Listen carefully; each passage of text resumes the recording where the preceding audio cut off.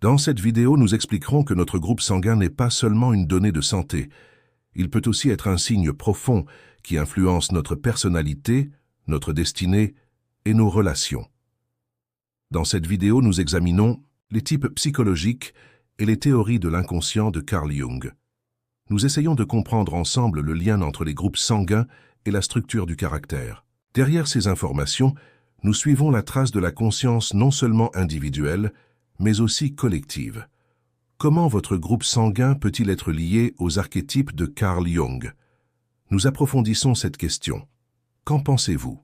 Avez-vous déjà établi un lien entre votre groupe sanguin et votre personnalité? Partagez vos commentaires. Découvrons-le ensemble. 1. Le lien entre groupe sanguin et destinée. Cette vidéo vise à expliquer ce qui suit. Notre groupe sanguin n'est pas seulement une donnée biologique, trouvée dans des résultats de laboratoire. Dans les systèmes symboliques qui pénètrent profondément l'âme humaine, notamment dans l'approche psychologique de Carl Jung, tout a un sens. Il y a une structure, une trace, un signe derrière ce que l'on voit. Dans cette section, nous concentrons sur l'idée que le groupe sanguin peut être un indicateur non seulement physique, mais aussi psychologique et lié au destin.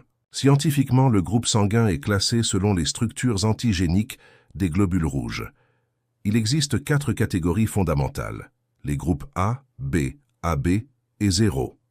Cependant, notamment dans des pays comme le Japon et la Corée, les groupes sanguins sont considérés comme des symboles déterminant non seulement les traits biologiques, mais aussi les traits de personnalité. Ces croyances culturelles ont souvent été ignorées en Occident. Cependant, lorsque l'on considère les concepts d'inconscient collectif et de archétype avancés par Jung, on réalise qu'un individu n'est pas seulement son identité visible, mais que les symboles qu'il porte ont des significations bien plus profondes. Carl Jung soutient que chaque individu est sous l'influence de tendances innées et de structures internes. Tout comme le thème astral, la structure familiale ou les traumatismes jouent un rôle dans le développement de la personnalité. Le groupe sanguin peut-il également jouer un rôle symbolique dans la formation du tempérament personnel? C'est la question que nous explorons. Le leadership du groupe 0, l'ordre du groupe A, l'indépendance du groupe B, la structure duale du groupe AB. S'agit-il simplement d'interprétation culturelle ou d'un code inconnu de l'inconscient collectif? Si, comme le dit Jung, l'individu reconnaît sa destinée comme il se reconnaît lui-même, alors nous devrions également prendre au sérieux ces indices caractéristiques que nous offre le groupe sanguin. Car ce petit détail biologique est peut-être l'un des premiers signes de notre structure interne qui se reflète à la surface. Dans cette vidéo, nous ne cherchons pas seulement à savoir à quel groupe appartenez-vous. Ce que nous voulons vraiment savoir, c'est qui a créé ce groupe. Autrement dit, nous parlons de ces dynamiques profondes qui vous mènent à une certaine vie, à certaines relations et à certains choix. Selon le système de pensée de Jung, chaque individu devient libre en prenant conscience de sa structure interne. Et notre groupe sanguin pourrait bien être l'une des cartes de cette structure. En découvrant que ce n'est pas seulement votre environnement qui vous façonne, mais aussi ces signes invisibles que vous portez depuis la naissance, vous commencez également à découvrir des aspects de vous-même auxquels vous n'aviez jamais pensé auparavant. Nous commençons cette section en ouvrant une porte vers cette même découverte. 2. La théorie typologique de Carl Jung. Carl Gustav Jung nie que l'âme humaine soit façonnée uniquement par les expériences individuelles. Selon lui, chaque individu vient au monde avec certaines tendances innées qui guident ses schémas comportementaux, ses mécanismes décisionnels et sa dynamique relationnelle dès les premiers instants de sa vie. La théorie typologique psychologique qu'il a développée à partir de cette idée est en réalité l'une des clés les plus importantes pour comprendre la structure interne d'une personne. Jung ne limite pas la personnalité à un simple cadre, comme l'extraversion ou l'introversion. Il va au-delà et définit 4 fonctions fondamentales qui expliquent la façon dont chaque individu se rapporte à l'information et prend des décisions. La pensée, le sentiment, l'intuition et la sensation. Ces fonctions déterminent la façon dont un individu perçoit et interprète le monde extérieur et intérieur. Tandis que le type pensant tente de résoudre la réalité par la logique, le type sentimental prend des décisions fondées sur des jugements de valeur et des résonances émotionnelles. Tandis que le type intuitif perçoit l'invisible, les possibilités et le potentiel d'avenir, le type sensoriel se connecte aux données concrètes par le biais des sens. Selon Jung, chaque individu possède ces 4 fonctions, mais l'une d'elles est dominante, l'autre auxiliaire, la troisième faible, et la troisième, la fonction d'ombre. Toutes ces fonctions apparaissent de manière très différente selon que la personne est introvertie ou extravertie. Tandis qu'un type intuitif extraverti est constamment en quête de nouvelles idées et inspirations, un type sentimental introverti agit avec des sentiments profonds, difficiles à appréhender, de l'extérieur. Ce système complexe est en réalité une carte précieuse pour comprendre la personne dans sa globalité. La typologie de Carl Jung est un guide non seulement pour aider l'individu à se connaître lui-même, mais aussi pour comprendre sa relation à la société, ses choix de vie et même son cheminement spirituel. Car tout dans ce système repose sur un équilibre. Le processus que Jung appelle l'individuation consiste pour la personne à établir un équilibre interne entre ses fonctions. Les aspects qui restent dans l'ombre de la fonction dominante représentent les aspects que la personne ignore ou refoule. Et lorsque l'individu affronte ces aspects refoulés, c'est-à-dire lorsqu'il rend l'inconscient conscient, la véritable transformation s'amorce. À ce stade, l'idée d'associer les groupes sanguins à la personnalité peut ajouter une dimension symbolique à la théorie typologique. Par exemple, si la nature disciplinée et contrôlée d'un groupe A peut recouper une fonction sensorielle, introvertie, l'esprit agressif et dominant d'un groupe O peut se rapprocher d'une fonction de pensée extravertie. Bien sûr, de telles associations ne sont pas des données scientifiques directes, mais lorsque l'on réfléchit au concept d'inconscient et d'archétype de Jung, ces connexions symboliques prennent tout leur sens.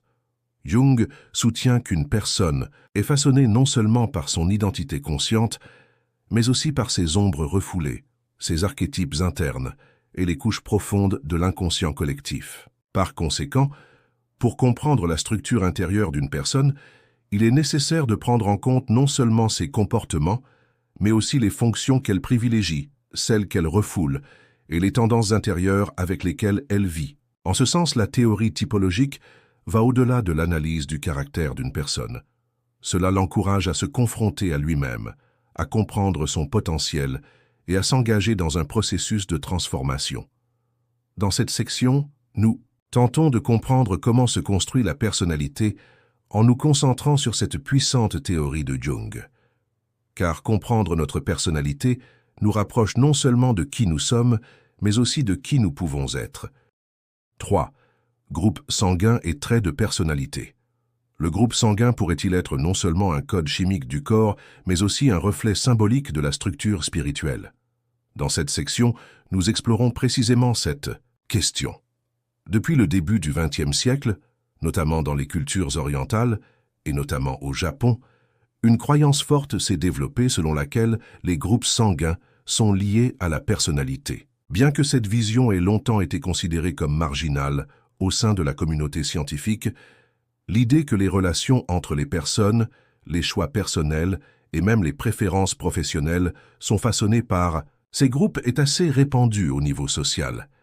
Il est intéressant de noter que, lorsque ces approches sont combinées à la théorie des archétypes de Carl Jung, nous découvrons un monde de symboles qui peuvent avoir une signification non seulement culturelle, mais aussi psychologique. Car selon Jung, chaque personne porte certains schémas dès la naissance, qui déterminent sa perception du monde, ses orientations et les épreuves qu'elle rencontrera au cours de sa vie. De même, la signification symbolique des groupes sanguins peut également révéler des indices profonds sur la structure de la personnalité. Une personne de type A est généralement définie comme une personne ordonnée, contrôlée, responsable et disciplinée. Cette structure est très proche de la définition de Jung d'un individu doté d'une fonction sensorielle ou de pensée introvertie. Bien que les personnes du groupe A soient souvent perçues comme froides, distantes ou distantes, leur monde intérieur est intense et profond. Ces personnes sont sensibles aux sentiments d'autrui, mais préfèrent cacher cette sensibilité plutôt que de la montrer. Le sens du contrôle est vital pour elles, car un trouble intérieur les perturbe. Les personnes du groupe A agissent généralement avec le sens du devoir, ce qui leur permet de réussir dans le monde des affaires, les milieux universitaires ou les domaines à responsabilité. Cependant, cette structure ouvre également la voie aux émotions refoulées, au perfectionnisme et aux conflits internes. Les personnes du groupe B sont plus indépendantes, créatives, libres d'esprit et aiment contourner les règles. Pour elles, la vie est pleine de possibilités plutôt que de lignes fixes. Parmi les archétypes de Carl Jung, un lien peut être établi avec les figures obscures représentant la structure duale ou l'archétype de la sagesse. Les personnes du groupe AB sont polyvalentes et s'adaptent facilement à différentes situations. Cependant, cette polyvalence peut parfois engendrer une instabilité interne et une incertitude identitaire. Les personnes du groupe AB possèdent une combinaison rare, capacité à réfléchir profondément et à briller en société. Leur profondeur spirituelle est souvent négligée, car vue de l'extérieur, elles semblent facilement adaptables. Pourtant, dans leur monde intérieur, elles recherchent constamment l'équilibre, un effort de synthèse. Ces personnes peuvent être symboliquement des porteurs d'équilibre. Leur structure de caractère combine différents mondes et porte harmonieusement les contradictions. Toutes ces structures nous montrent ceci.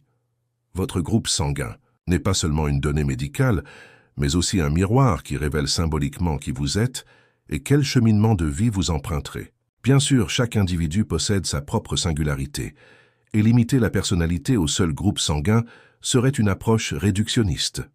Cependant, lorsque nous parlons avec des symboles, des archétypes et le langage de l'inconscient, nous constatons que ces signes biologiques peuvent nous en dire bien plus. Comme le disait Jung, si l'inconscient n'est pas refoulé, il nous gouverne. Peut-être que notre groupe sanguin est l'un des premiers signes de cette gouvernance. 4. Relation avec les archétypes. Quel archétype reflète votre groupe sanguin? L'un des concepts les plus puissants que Carl Jung ait apporté à la psychologie humaine est celui des archétypes.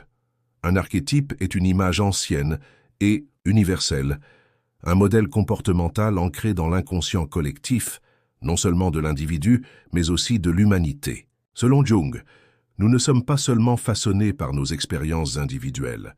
Nous agissons également avec des symboles, des mythes et des figures internes inconscients, transmis de génération en génération. C'est pourquoi nous ressentons parfois de la proximité ou de la peur envers une personne, même si nous ne la connaissons pas. Dans certains cas, nous éprouvons de fortes tendances inexplicables. Toutes ces réactions émergent sous l'influence de figures archétypiques. En nous, et voici la véritable question, à laquelle de ces figures archétypiques notre groupe sanguin est-il le plus étroitement lié? Quel rôle cette pièce d'identité biologique pourrait-elle jouer dans le monde des symboles psychologiques? Universel de Jung, le groupe A, par nature, est structuré selon une structure qui privilégie l'ordre, la loyauté et la responsabilité. Le héros doit toujours être fort. Il ne peut ni montrer ses sentiments ni accepter ses faiblesses. Cette situation peut engendrer des conflits internes chez les personnes du groupe A. Par ailleurs, l'archétype de l'orphelin est une autre figure symbolique qui imprègne le groupe A. Car ces individus portent en eux un profond sentiment d'appartenance, tout en vivant avec la peur de l'abandon ou de l'exclusion. Cette double situation façonne le groupe A par une discipline interne, tout en le fragilisant. Ainsi, tout en choisissant de rester dans le système et de poursuivre son existence en suivant les règles, ils nourrissent secrètement une quête plus profonde d'acceptation et de reconnaissance. Du côté du groupe B, un archétype complètement différent émerge, explorateur et rebelle. Les individus du groupe B sont attachés à leur liberté intérieure, transgressent les règles, sont créatifs et originaux. L'archétype de l'explorateur défini par Jung est une impulsion à explorer de nouvelles voies, à repousser les limites et à sortir de sa zone de confort. Les individus du groupe B incarnent exactement cet esprit. Pour eux, la vie est un jeu à découvrir. L'ordinaire les étouffe et par-dessus tout, ils aspirent à exprimer leur identité individuelle. Cette situation les transforme en individus qui peinent à se conformer aux normes sociales, mais qui font confiance à leur propre guide intérieur. Parallèlement, l'archétype rebelle est également fortement présent chez les individus du groupe B. L'archétype du sage représente non seulement la connaissance, mais aussi une compréhension intuitive, une conscience profonde et la capacité de voir la vie dans sa globalité. Grâce à ces caractéristiques, Les personnes du groupe AB deviennent souvent des guides intuitifs consultés et dont les idées sont recherchées. Cependant, cette structure multicouche abrite également en interne l'archétype de l'ombre. Parce que ces individus portent à la fois la nature autoritaire de A et la nature libertaire de B, ils peuvent parfois connaître des conflits identitaires. Cette structure, qui semble équilibrée et harmonieuse de l'extérieur, peut connaître d'importantes fluctuations internes. L'archétype de l'ombre représente les aspects de la personne que l'on refuse de voir ou que l'on refoule. Chez AB, cet archétype peut ouvrir la voie à une confrontation et une transformation intérieure profondes. Ce pont intérieur établi entre le sage et l'ombre fait du groupe AB le groupe le plus profond et le plus transformateur sur le plan spirituel. Les groupes sanguins ne sont pas seulement des données physiologiques, ils peuvent aussi être interprétés comme un reflet symbolique de la structure spirituelle. Associés aux archétypes de Jung, ces signes biologiques nous aident à mieux comprendre notre structure intérieure, à découvrir notre potentiel et à guider notre chemin de vie plus consciemment. Car les archétypes ne sont pas qu'une théorie, ils sont une réalité invisible, mais profondément marquante de nos vies. Et votre groupe sanguin est peut-être un symbole ancien qui décrit le reflet de cette carte archétypique en vous. 5. Société, groupe sanguin et rôle personnel. La société est à la fois le miroir et le lieu où se joue l'individu. Chaque individu est façonné par l'influence de la structure culturelle, de l'héritage historique et de l'inconscient collectif. Le concept d'inconscient collectif proposé par Carl Jung fait référence à un socle commun d'expériences et de symboles universels, au-delà de la conscience individuelle. Ce socle influence de nombreux aspects de l'individu, de ses comportements à ses attitudes, de ses valeurs à ses rôles. Ce qui est frappant ici, c'est la façon dont un élément biologique comme le groupe sanguin interagit avec ce système psychologique collectif. Selon l'approche de Jung, le groupe sanguin n'est pas seulement une identité physique, mais aussi symbolique. Les rôles que la société impose à l'individu peuvent être façonnés par cette identité symbolique, car une personne construit son identité non seulement à partir de ses tendances individuelles, mais aussi des réflexions et des attentes qu'elle reçoit de son environnement. Et au cours de ce processus de construction, les schémas de caractère associés au groupe sanguin influencent inconsciemment la position sociale, les relations et les rôles de l'individu. Dans les sociétés orientales notamment, les analyses de personnalité par groupe sanguin font partie intégrante du quotidien depuis de nombreuses années. Le Japon est un exemple où cette compréhension a été institutionnalisée. Dans les candidatures, les relations amicales et même amoureuses, le groupe sanguin peut être utilisé pour prédire le caractère. Cela montre que dans la société moderne, le groupe sanguin fonctionne non seulement comme une donnée médicale, mais aussi comme une catégorie sociale. Si l'on reprend le processus d'individualisation de Jung pour atteindre son véritable moi, l'individu doit reconnaître ses masques sociaux, c'est-à-dire sa persona, et s'en distancier. Cependant, le rôle que la société lui impose entrave parfois ce cheminement. Si un individu de type 0 est défini par la société comme un leader, un combattant et une personne sûre d'elle, il peut refouler la fragilité, la peur de l'inadéquation ou les besoins émotionnels qu'il porte en lui. De même, un individu de type B peut paraître libre et rebelle, mais être en profonde quête d'appartenance. À ce stade, il doit s'efforcer de construire une vie fondée sur sa propre vérité intérieure et non sur les rôles qui lui sont imposés. Car, comme l'a également affirmé Jung, la véritable transformation n'est possible que lorsque la personne prend conscience de ses propres masques et les surmonte. Par conséquent, les rôles sociaux associés au groupe sanguin peuvent ouvrir des portes. Cependant, franchir ces portes doit se faire par la volonté consciente de la personne.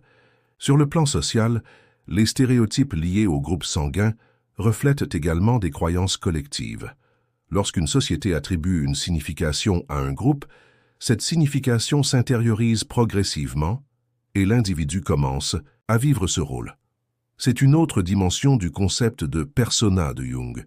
La persona est le visage de l'individu face à la société. Si ce visage est incompatible avec son moi intérieur, l'individu peut éprouver un sentiment d'épuisement intérieur, de vide ou d'insignifiance au fil du temps. Par exemple, lorsque les individus du groupe AB sont définis par leur environnement comme équilibrés, harmonieux et intellectuels, le chaos ou les contradictions qu'ils vivent en eux s'amplifient tant qu'ils ne sont pas exprimés et nuisent à leur équilibre spirituel. Cependant, le processus d'individuation de Jung suggère de percevoir toutes ces contradictions, de les amener au niveau de la conscience et de les intégrer. Ainsi, le groupe sanguin n'est pas seulement une étiquette extérieure, mais peut aussi aider une personne à découvrir la distance qui la sépare de son véritable moi. Les significations que la société nous attribue ne peuvent être surmontées que lorsqu'elles sont pleinement comprises. Les rôles sociaux associés au groupe sanguin peuvent être à la fois un miroir et un piège dans le processus de connaissance de soi. L'important dans la psychologie de Jung est de considérer ces rôles non pas comme une réalité absolue, mais comme un reflet potentiel. Quel que soit son groupe sanguin, l'individu peut transformer ces symboles en son propre cheminement intérieur en interrogeant les caractéristiques qui leur sont associées. Votre groupe sanguin peut vous indiquer le rôle que la société juge digne, mais accepter ou non ce rôle relève de votre choix conscient. Et peut-être que la véritable liberté commence à ce moment de choix. 6. Destin ou choix. Au cœur de l'existence, l'être humain est confronté à deux questions fondamentales. Qui suis-je et où vais-je? Les réponses à ces questions déterminent non seulement le sens de la vie, mais aussi sa profondeur. Si Carl Jung suggère que la vie d'un individu est largement dirigée par l'inconscient, il soutient également que le destin peut devenir un choix dans la mesure où cet inconscient peut être réalisé. Se pose alors la question de savoir s'il est possible d'établir un lien entre une donnée biologique innée comme le groupe sanguin et le façonnement de la vie. Le groupe sanguin n'est qu'une catégorie médicale à première vue. Cependant, selon le système de pensée symbolique de Jung, toute réalité physique porte également une contrepartie psychique. Cette signature biologique portée par le corps au fil du temps se combine aux significations attribuées au caractère et commence à tisser le destin de l'individu. Et la plupart du temps, l'individu avance sur un chemin de vie qui se dessine étape par étape sans en avoir conscience. C'est comme si la vie était un système dans lequel une caractéristique en engendre une autre, et même les décisions sont préprogrammées. Mais s'agit-il vraiment du destin ou d'un automatisme dicté par une habitude inaperçue? Dans la psychologie de Jung, la transformation la plus puissante commence par la révélation de schémas inconscients. En ce sens, les traits de personnalité définis par le groupe sanguin ne sont pas seulement des étiquettes externes, mais aussi directement liées à la façon dont l'individu se perçoit. Par exemple, une personne peut être définie par la société comme un leader, fort et compétitif, parce qu'elle appartient au groupe 0. Cette définition crée un sentiment d'identité chez la personne. Cependant, avec le temps, cette identité peut se transformer en un masque éloigné de son moi intérieur, car la personne n'agit plus selon ses sentiments, mais selon ce qu'elle devrait être. Et là, la volonté de choisir s'affaiblit. Selon Jung, tant que l'individu ne peut pas faire la différence entre la personne et le soi, il ne peut être maître de sa propre vie. Carl Jung dit qu'une personne ne peut être libre que si elle reconnaît son ombre. Cette ombre n'est pas seulement constituée de nos peurs, de notre colère et de notre jalousie refoulée, mais aussi de notre propre vie. Ce sont aussi les aspects créatifs, différents, voire incompatibles avec les normes sociales, que les autres ne trouvent pas appropriées. Et la plupart du temps, des classifications comme le groupe sanguin entraînent la suppression de ces aspects d'ombre. Alors que la société vous invite à agir comme un groupe A, vous êtes contraint de nier la liberté du groupe B qui sommeille en vous. Pourtant, le véritable choix est d'accepter ces ombres et d'apprendre à cohabiter avec elles, car le destin est l'émergence un jour d'un potentiel refoulé dans la douleur. Le choix est d'intégrer consciemment ce potentiel à votre vie. Bien que la vie commence par des conditions extérieures, elle change de direction avec des attitudes intérieures. On ne peut pas changer de groupe sanguin, on ne peut qu'en transformer le sens. Cette transformation constitue la base du processus d'individuation de Jung. L'individuation est la reconnaissance par la personne de sa structure unique et de sa capacité à l'exprimer malgré les schémas sociaux.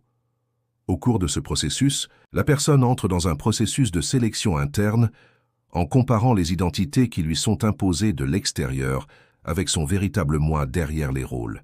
Les schémas comportementaux identifiés au groupe sanguin sont comme une sorte de pilote automatique. Cependant, Il est possible de désactiver ce pilotage automatique en s'interrogeant sincèrement sur sa propre existence. À l'instar des archétypes fréquemment évoqués dans les analyses de Jung, les symboles des groupes sanguins peuvent également faire partie de l'inconscient collectif. Cependant, au lieu d'être esclave de ces archétypes, l'individu qui les reconnaît consciemment devient maître de sa propre vie, car le choix n'est possible que par la conscience. Les répétitions qui semblent fatales sont en réalité des possibilités éclipsées par des options non choisies. Selon Jung, la liberté ne commence pas par la certitude, mais par le dépassement de la certitude.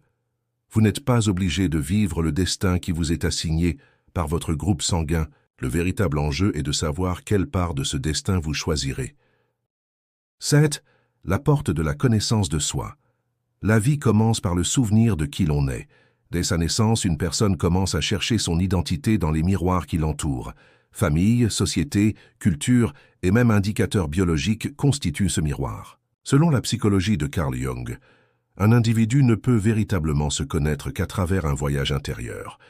Ce voyage exige de l'individu qu'il dépasse les images et les jugements du monde extérieur, qu'il affronte sa propre ombre, qu'il reconnaisse les couches inconscientes de son être et finalement, qu'il établisse un contact avec son essence. Dans ce contexte, bien que le groupe sanguin puisse sembler une donnée physiologique à première vue, il peut devenir un outil puissant dans la recherche de soi, grâce à ses significations symboliques. Car tout récit qu'une personne se construit sur elle-même doit bien commencer quelque part. Et parfois, ce commencement est déclenché par un signe biologique de naissance, comme son groupe sanguin. Le sens des responsabilités d'un individu de groupe A, la quête de liberté d'un individu de groupe B, le besoin d'équilibre intérieur d'un individu de groupe AB ou la soif de leadership d'un individu de groupe O, rien de tout cela n'est une réalité absolue. Mais ils peuvent tous offrir une carte symbolique à suivre en introspection. L'important, dans la pensée symbolique de Jung, est de ne pas croire aveuglément au symbole, mais de l'utiliser comme un pont.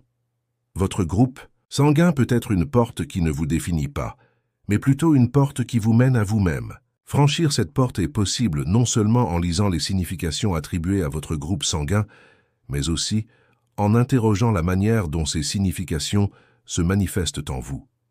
Comprendre à quel point vous vous identifiez, au rôle que la société vous assigne, à quel point vous les intériorisez et quels aspects de vous-même vous refoulez est l'étape fondamentale du processus d'individualisation.